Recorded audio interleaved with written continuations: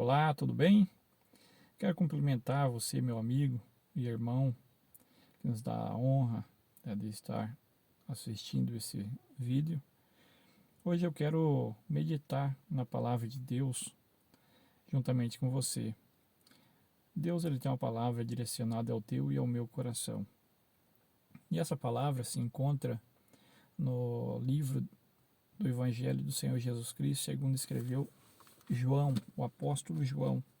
Se encontra no capítulo 15, e versículo 12, que vai dizer bem assim: O meu mandamento é este, que vos ameis uns aos outros, assim como eu vos amei.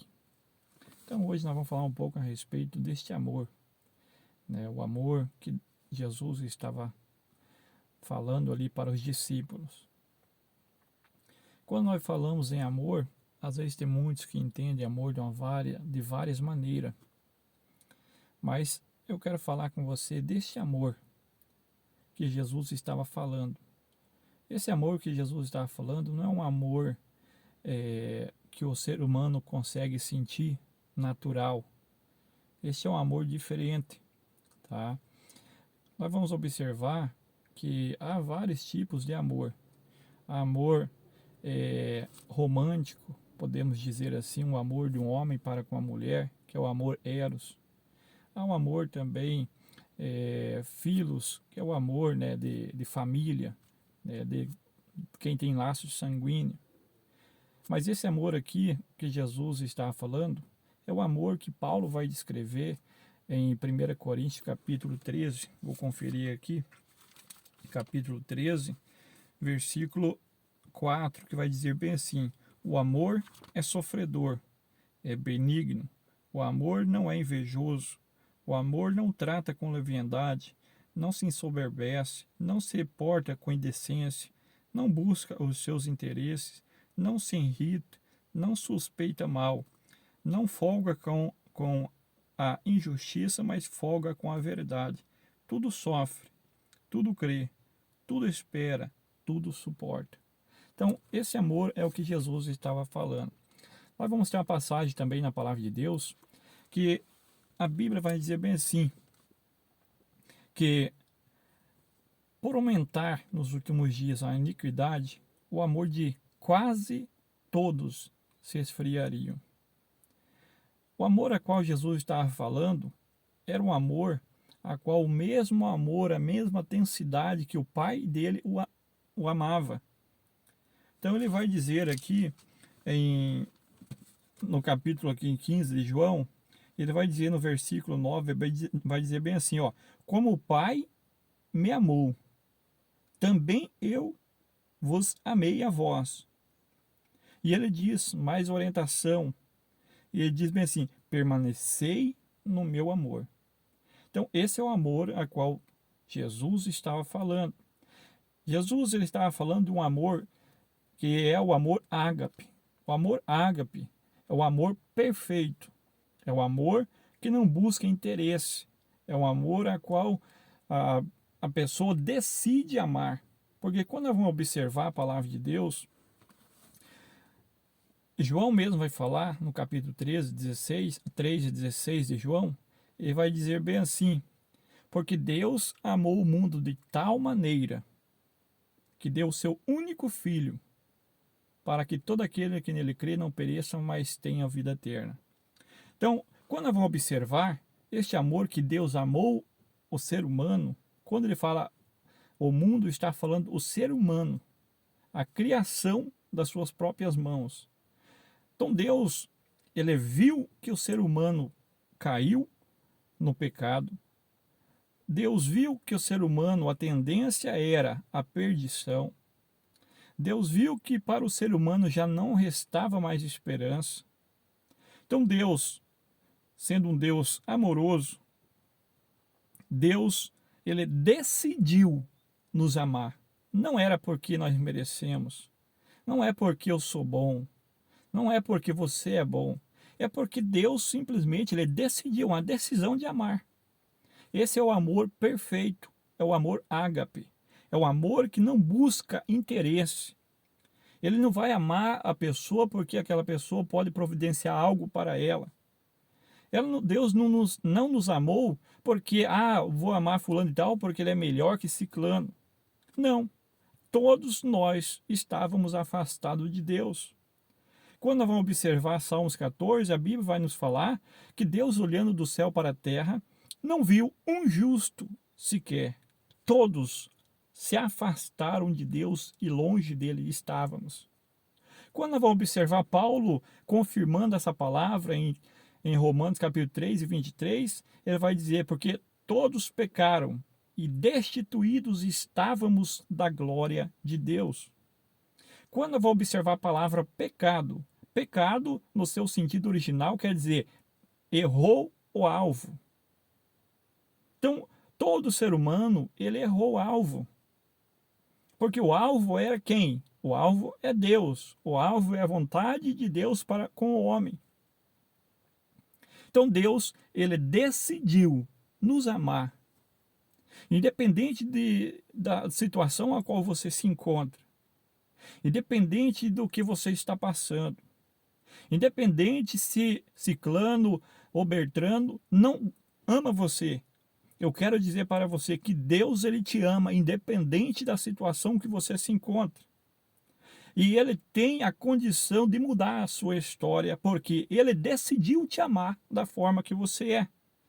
E ele tem o poder de mudar a situação a qual você está enfrentando. Então Deus, ele decidiu amar o ser humano. E essa decisão de Deus, ele então providenciou uma forma de resgate para o ser humano. Porque o nosso adversário, ele já tinha a sentença para o ser humano que era a perdição eterna. Mas então Deus, olhando do céu para a terra, como diz o salmista 14, no Salmo 14, Deus olhou do céu para a terra, não viu um justo sequer. Mas o amor de Deus foi tamanho que ele, olhando para nós, e mais uma vez ele envergonhando o nosso adversário, Deus então fala, eu vou amar o ser humano. Quem sabe o nosso adversário chegou até Deus, é um pensamento meu, assim como ele fez com Jó, foi até Deus. Quem sabe o nosso adversário chegando até Deus, olha, mas aquele fulano, ele é pecador, mas aquele fulano, ele erra, mas aquele fulano está sempre errando. E Deus simplesmente, eu falo o que eu acredito. Quem sabe Deus fala, eu sei que ele está errado, eu sei que ele é fraco, eu sei que ele está pecando, mas eu decidi amar ele. É uma decisão minha. Então esse é o amor perfeito, o amor ágape, o amor de Deus para com o ser humano. Então Jesus, ele vai dizer, olha, da mesma forma que Deus me amou, eu amei a vós, com a mesma intensidade que Deus me amou, que meu Pai me amou, eu tenho amado a vós. E qual é a recomendação de Jesus? Amai uns aos outros como eu amei a vós. Esse é o amor que a Bíblia vai nos falar, que nos últimos dias, por aumentar a iniquidade, o amor de quase todos se esfriaria. Esse é o amor que a Bíblia vai nos falar. Então vamos olhar o que a palavra de Deus vai nos dizer a seguir. Jesus vai dizer bem assim, em 15:10, se guardardes os meus mandamentos, permanecereis no meu amor. Primeira coisa que Jesus vai nos orientar, olha, a única forma do meu amor está em você. A única forma de você conhecer o meu amor é você guardar os meus mandamentos. Se você guarda os meus mandamentos, o meu amor permanece em você. E Jesus continua dizendo, permanecereis no meu amor, Então guarde os meus mandamentos e permaneça no meu amor. Do mesmo modo que eu tenho guardado os mandamentos de meu Pai e permaneço no seu amor.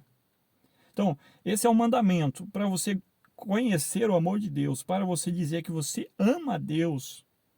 Primeiramente, você tem que guardar os mandamentos. E qual que é o mandamento de Deus? Você vai observar o que se resume o mandamento de Deus para com o homem. Então Jesus vai dizer, o meu mandamento é este, que vos ameis uns aos outros, com a mesma intensidade que eu tenho amado a vós. Então essa é a vontade de Deus. Então quando o homem compreende que o amor de Deus é um amor que não busca interesse próprio, o amor de Deus é aquele amor que tem, né, ou seja, o propósito que eu venha estar bem na minha vida. O amor de Deus, nós podemos entender muito bem por Jesus Cristo, que Jesus veio nos falar através da palavra e vai, olha, eu vim não para condenar o mundo, mas que o mundo fosse salvo por ele. Então esse é o propósito do amor de Deus. Paulo vai dizer também que nós temos a mente de Cristo. Quem tem a mente de Cristo? Aquele que tem o amor de Deus na vida dele.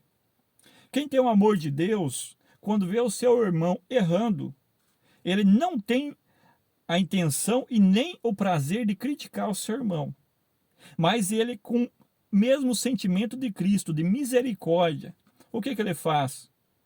Ele começa a interceder por Deus, por misericórdia na vida daquele irmão. Quando ele vê o irmão dele errando, ele chora porque ele não tem prazer em ver o irmão dele naquela situação que ele se encontra.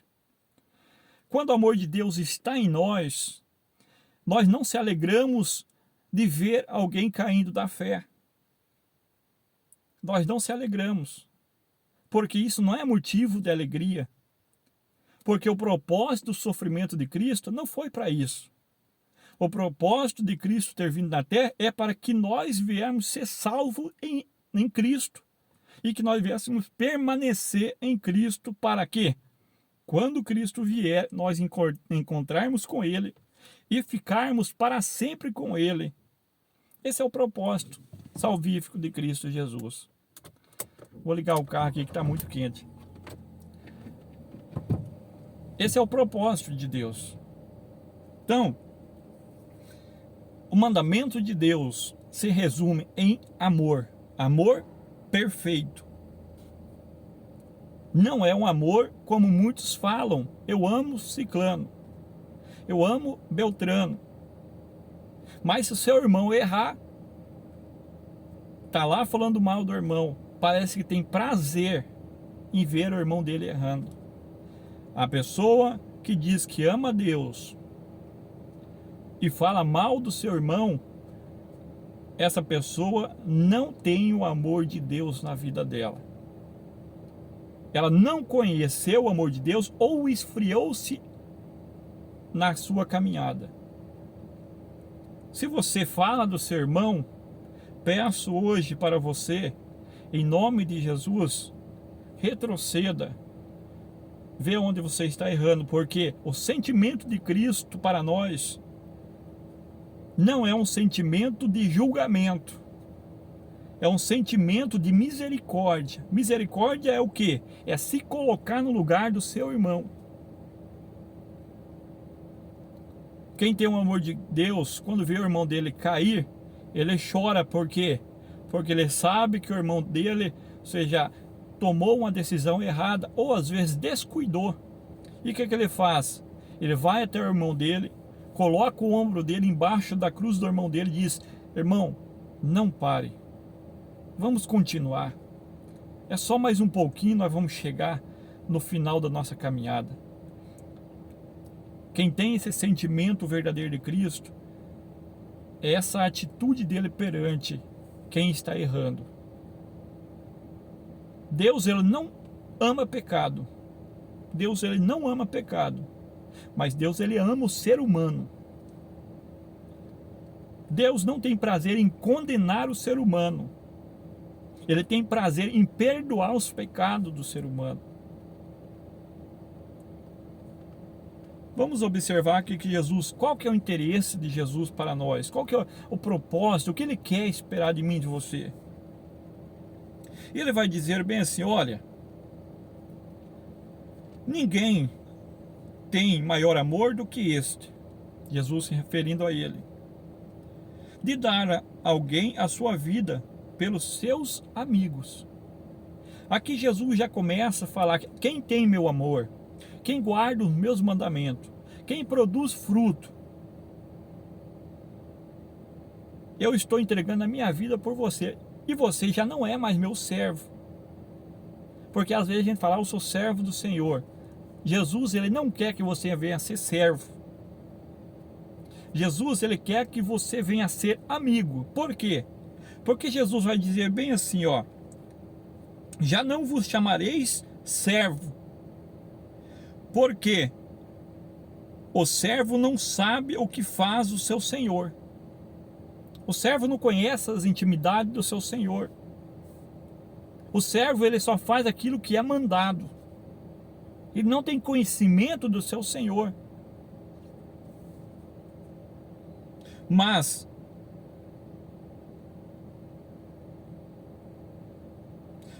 tenho-vos chamado amigo.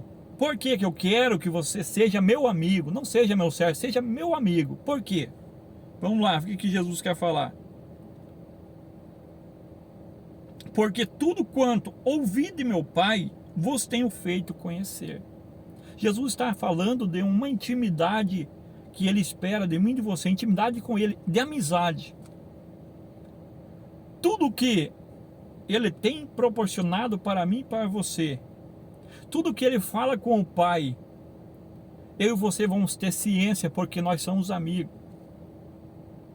Tudo que está passando comigo, Ele sabe, porque Ele é meu amigo. Sem mesmo, às vezes, eu falar nada, como amigo meu íntimo, ao olhar para mim, Ele já sabe que eu não estou bem. Esse é o sentimento de amizade que Cristo espera de mim e de você. Eu não sei como você está, mas eu quero dizer para você, Jesus, Ele quer que você e eu tornemos amigo dele. Ele não quer que eu e você venha fazer somente o que Ele manda, mas Ele quer que nós venhamos ter uma vida de relacionamento com Ele. Eu não vos chamareis mais de servo, Jesus falando,